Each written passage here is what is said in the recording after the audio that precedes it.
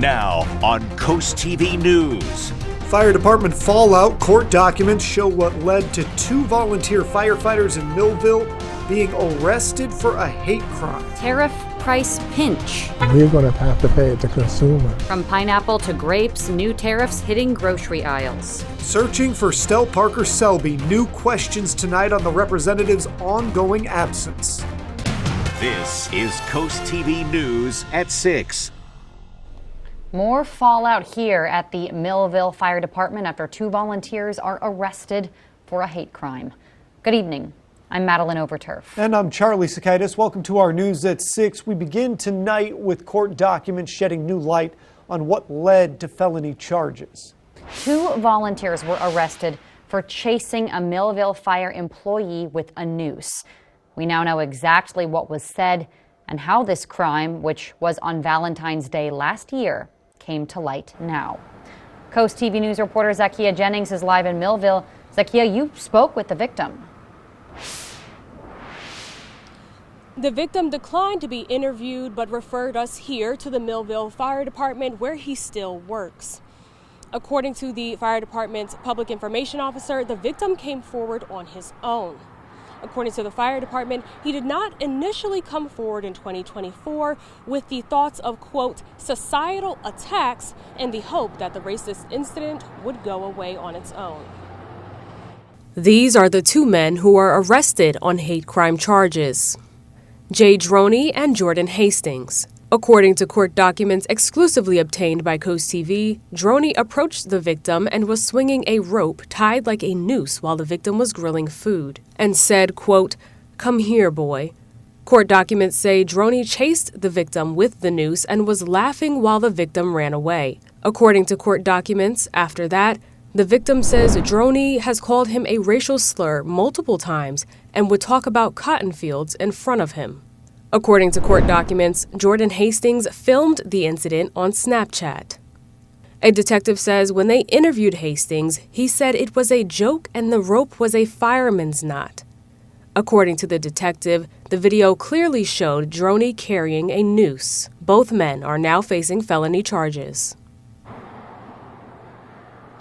Both Droney and Hastings have had their membership revoked from the Millville Volunteer Fire Company.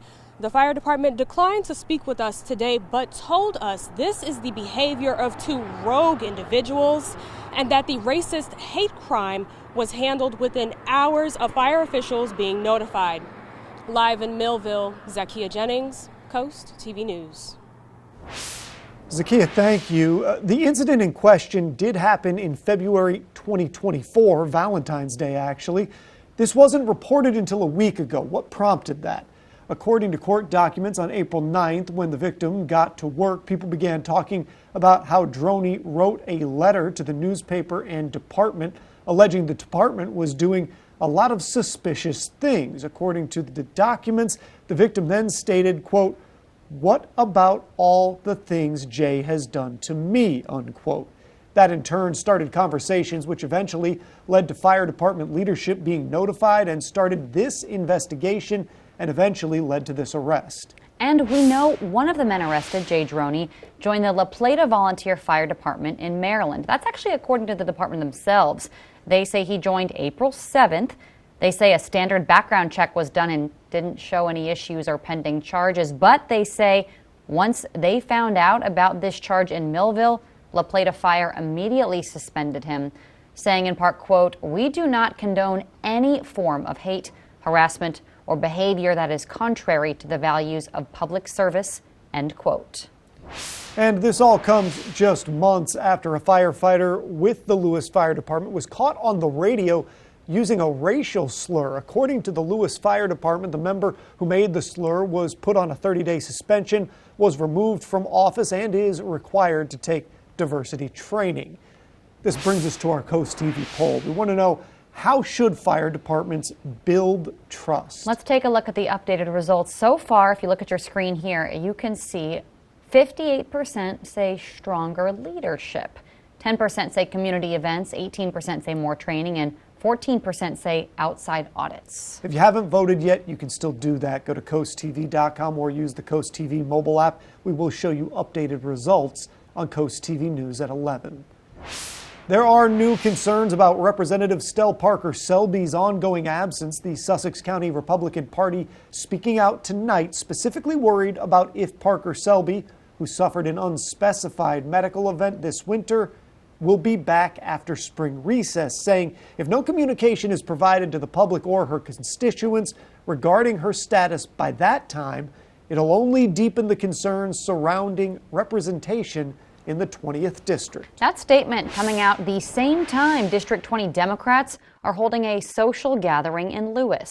Coast TV News reporter Brandon Ferguson is live there. And Brandon, you weren't allowed inside. Maddie, we are here trying to get answers about Stell Parker Selby for the over 20,000 people that live in District 20. And when I tried to go into the meeting today, I was not allowed in because the only people that were allowed in are people that live in District 20 and registered Democrats. But I did speak with Democrats walking into the building today, and they told me they don't know the timeline of when Stell will be back in Legislative Hall, and they have not spoken to her on the phone, only via text and email. And the next time House is in session is on Tuesday, and we'll have more then. Live in Lewis, Brandon Ferguson, Coast TV News. La Esperanza, a nonprofit organization which has been helping the immigrant community in Sussex County for almost 30 years, has lost federal funding for its legal program that helps unaccompanied immigrant children. La Esperanza currently has 60 cases of unaccompanied immigrant children that they are representing. Bryant Garcia, acting executive director at La Esperanza, says without the organization's support, the chances children have of securing safety and stability in the U.S. are unlikely and might put children in a vulnerable situation. If they don't have anyone to support them to pay for that, they have to find ways to pay for it.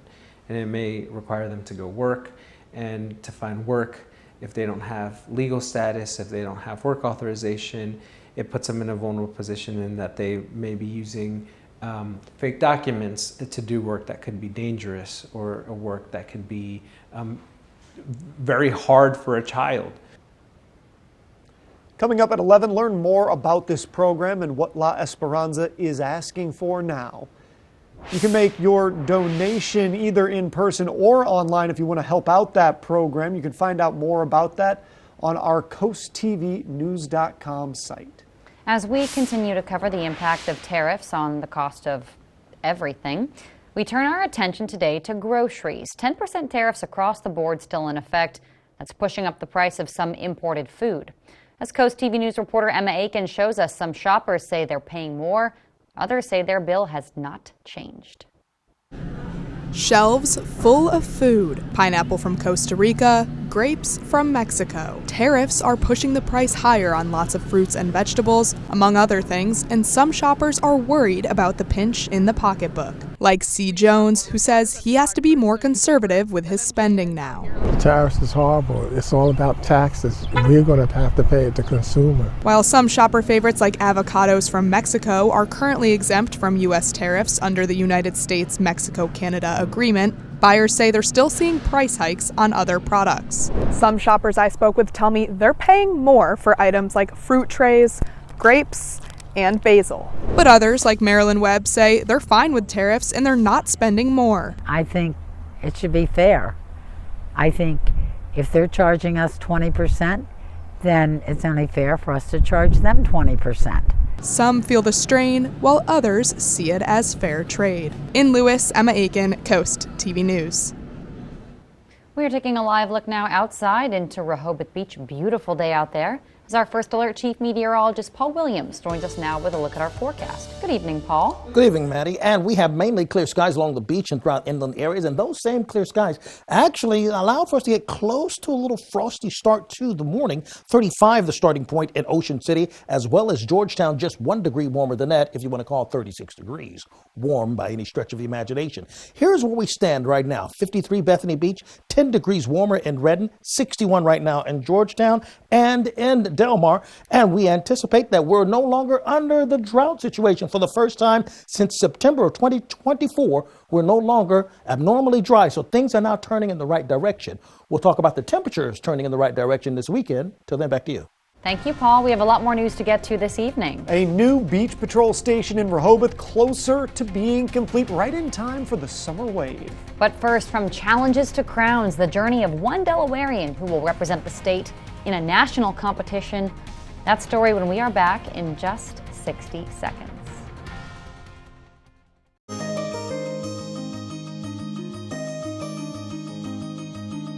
Anytime you get the opportunity to represent the state you live in, it's an honor. And that's what the subject of this week's Coastal Connection is doing. Amy Simonson is a pageant queen, but her journey to the crown, it's a little bit different than most. The pageant world is both serious and competitive. Congratulations! But for Miss Wheelchair Delaware, Amy Simonson, her journey to the crown started with a laugh.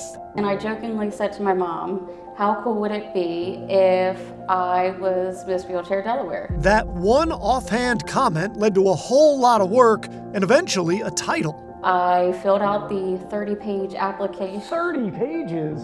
It was a lot, and it was a little overwhelming, but filled out the application, got it sent in, and now I have a crown. But her journey's not over. Simonson has her eyes on the Miss Wheelchair USA pageant coming up in July, and she's got a message that really resonates. My platform is Change the Face of Beauty.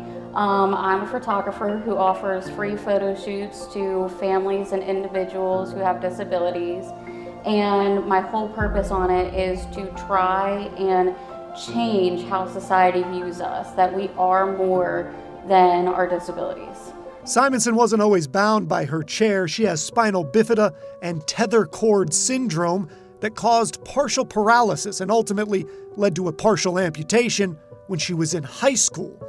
That's a tough pill for anybody to swallow, but Simonson manages with an incredibly positive outlook. In my family, we believe, and I was raised, that you can either be miserable in your circumstances or you can make the best out of your situation.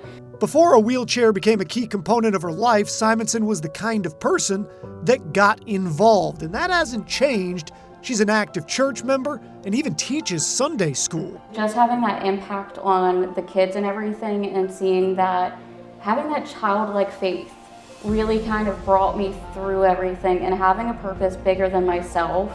Because if I allowed myself to only worry about me, I'd have been miserable. While Simonson has faith in her heart, she's also got competitive spirit in her soul. She's already connected with other women that will be at the national competition, but make no mistake, she wants to win it. We jokingly said we'll be best friends up until the pageant, until competition time. And in her mind, the best way to do that is to raise awareness of mobility aids that differently abled people require. Well, if there's not a way for us to get up into a building, we can't go to that business. We want to live normal lives. And just raising that awareness and that education is really like how I plan on getting far into the competition. No matter the outcome of the competition itself, Simonson feels like her platform is a picture-perfect way to fight for equity in a community she already belongs to.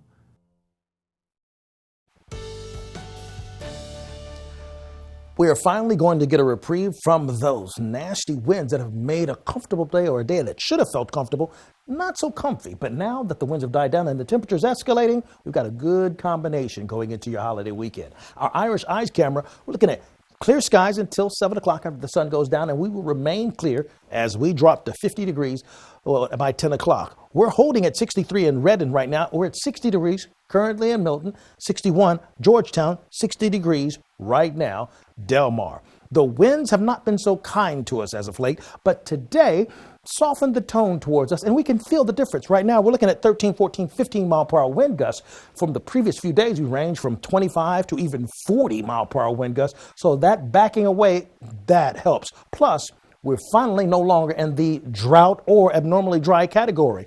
Drought finally busted after nearly 7 months of drought conditions officially in Sussex County. Sunny skies continue until Friday.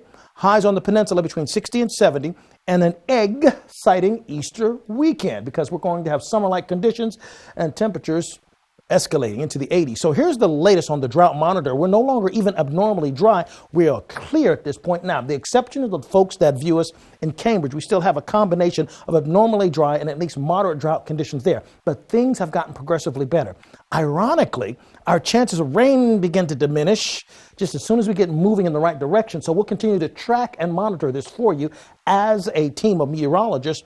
Monday, we're looking at that chance of rain, but the winds have also been against us in the sense of drying the landmass out. But that's backed off a bit as well. We're looking at small craft advisory, which is a 25-mile-per-hour wind gust expected across all of the coastal regions of the Delmarva Peninsula, and the cooler air that causes concern for frost way up there in New Jersey. And we're not seeing any additional rain that's on the way immediately, although we may need it. For tonight, we've settled back into the 40s as we stay relatively clear, breaking down our expectations for tomorrow. Into the low 70s we go, and we stay in the afternoon hours. Now, the winds coming out of the southwest, that's going to work in our favor because even though we'll see the winds pick up momentum, it'll be a warm breeze instead of a cutting cold one. As we go into Friday and to Saturday, we'll have temperatures go into the 80s. And believe it or not, we're going to stay in the 80s until 7 o'clock in the evening. So that's going to be helpful as well for us. Finally, here's a look at your 7-day forecast. 74 on Friday, up by 10 more degrees on Saturday. A bit cloudy on Easter, but still in the 70s, so still feeling mild. Dropping to 66 on Monday. On Earth Day, 72 degrees, and we will stay in the 70s from Tuesday through Thursday. Thank you, Paul. The new and upgraded Rehoboth Beach Patrol Station getting closer to opening its doors. This is what it looks like right now. We got this footage today. According to a presentation, one contract change was for pedestrian improvements. Delmarva Sports Network from the Wawa Studios. What's going on, sports fans? The Baltimore Orioles back in action tonight at 6:35 p.m. A series win on the line against the Cleveland Guardians. After a 6-3 loss in Game 1 of the three-game set, the Orioles exploded last night, scoring 9 runs and coming out victorious in Game 2, 9-1, highlighted by Jackson Holliday's grand slam in the bottom of the second of his career. The Orioles look to gain some more ground in the American League East tonight and take the series 2-1 against the Guardians. First pitch at 6:35 p.m. To the softball diamond, we've got early action tomorrow for a cross-conference battle between Del Mar and Parkside. The Del Mar Wildcats are 6-2 on the season, securing back-to-back victories. Parkside also at 6-2 and third in the Bayside South. First pitch for this matchup will be tomorrow at 11 a.m. only on the Delmarva Sports Network. And we are less than a week away of Season 3 of Into the Trenches. This year we embark on a new voyage with the Cape Henlopen football team. From 2 seasons ago, making the state championship game and now looking to follow it up with key pieces graduating. Episode 1 premieres next Thursday at 7:30 p.m. on DSN and DSN+. Have a great night, everybody. You can start your Easter if you celebrate with our sunrise sermons. Services begin 7 on Coast Country, 9:30 on DSN, and 10:30 on Coast TV. Our umbrella giveaway winner is Joseph Bianca of Bishopville, Maryland. Congratulations, courtesy of Paul Davis Restoration and Home Remodeling. Keep up with your forecast by calling our weather line. Your forecast is just a call away. Sponsored by the law offices of Brugstead, Mandalis, and Federico. And finally, here's a look at your exclusive 10-day forecast. Good Friday, we're looking for good weather, 74 for the high. Then we'll up it by 10 more degrees on Saturday. And then on Easter, a bit on the cloudy side, but still in the low 70s.